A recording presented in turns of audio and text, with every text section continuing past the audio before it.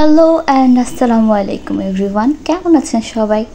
ঝাটকা পছন্দ করেন না এমন মানুষ খুব কমই পাওয়া যায়। আমার মনে হয় পাওয়াই যায় না।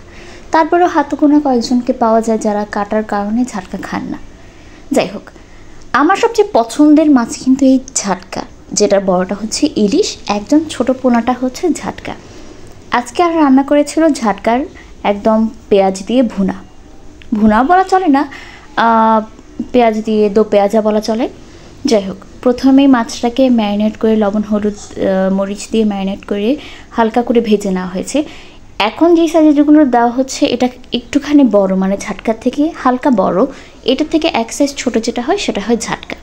যাই হোক, ওই তো 5 নাম্বার যে মাছটা দেওয়া হয়েছে সেটা হচ্ছে ঝাটকা সাইজ, আমার সবচেয়ে পছন্দের মাছ।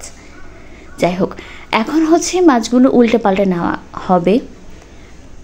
আমার ভিডিওতে একজন কমেন্ট করেছিলেন গত কয়েকদিন আগে একটা রিসর্টের ব্লগে, যে আমি যাই হোক অনেকবার বলি, মানে যাই হোক শব্দটা অনেকবার ইউজ করি একটা কথার মধ্যে। যাই হোক, সবারই কথার মাঝে একটা করে একটা অ্যাকসেন্ট থাকে, আমারও এটা। এখন চলে যাচ্ছি হচ্ছে মাছ ভাজার মধ্যে। মাছটাকে একদম উল্টে পাল্টে ভালো করে ভেজে নিচ্ছে। খুব বেশি কড়কড়া করা যাবে না, এতে করে কিন্তু মাছটা শক্ত হয়ে যাবে। ঝাটকা যেহেতু, মাছের একদম ছোট পোনাটা হালকা করে এপিট ওপিট করে ভেজে নিচ্ছে যাতে ভেতরটা ভালো করে কুকড হয়। এবার মাছগুলো তুলে নিয়ে ফ্রাই প্যানের মধ্যে একই তেলে হচ্ছে হালকা কিছু পেঁয়াজ দিয়ে দেওয়া হয়েছে। যেহেতু পেঁয়াজ দিয়ে রান্নাটা হচ্ছে সেহেতু পেঁয়াজের পরিমাণটা একটু বেশি। আর আমরা হচ্ছে ভাজা মাছের সাথে পেঁয়াজ খেতে খুব পছন্দ করি, কাঁচা পেঁয়াজ হোক কিংবা ভাজা পেঁয়াজ। এর মাঝখানে একটুখানি লবণও ছিটিয়ে দিয়েছে, একদম অ্যাজ ইউজুয়াল যেই রান্নাটা হয় সেটাই।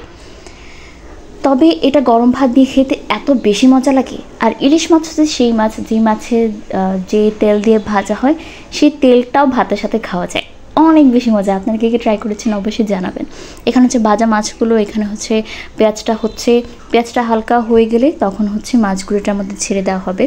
তারপর এপিট ওপিট করে ভালো করে মাছটার সাথে যে লবণটা আছে সেটার সাথে মিক্স করে নিতে হবে মাছগুলো। আর এই বড় সাইজের যে মাছগুলো দেখা যাচ্ছে সেগুলো হচ্ছে আমার প্রিয় মা বড় মামার জন্য, যেহেতু তারা হচ্ছে গেস্ট, এবার ঈদের স্পেশাল গেস্ট ছিল আমাদের, সেহেতু তাদের জন্য রান্না করা হয়েছে। আমাদের সবার জন্য ছিল, তবে স্পেশালি তাদের জন্য বড় দুটো ছিল। আমরা সবাই বাড়িতে কোনো মেহমান আসলে তাদের জন্য স্পেশাল কিছু ডিশ রাখি, কিংবা মাছের মধ্যে স্পেশাল কিছু পিস রাখি। এগুলো হচ্ছে সেইগুলো। আপনাদের কার কার ঝাটকা পছন্দ তা কমেন্ট করে জানাবেন। ঝাটকাতে কিন্তু কাটা থাকলেও অত কাটা থাকে না যে সেগুলো বেছে খেতে হয়, কাটাও কিন্তু খাওয়া যায়। এই হচ্ছে আমাদের ফাইনাল ডিশ, ফাইনাল লুক। কেমন লাগলো অবশ্যই কমেন্ট করে জানাবেন। আর ভিডিওটি ভালো লেগে থাকলে লাইক, কমেন্ট অ্যান্ড শেয়ার করে দেবেন। টাটা, বাই বাই, আল্লাহ হাফেজ।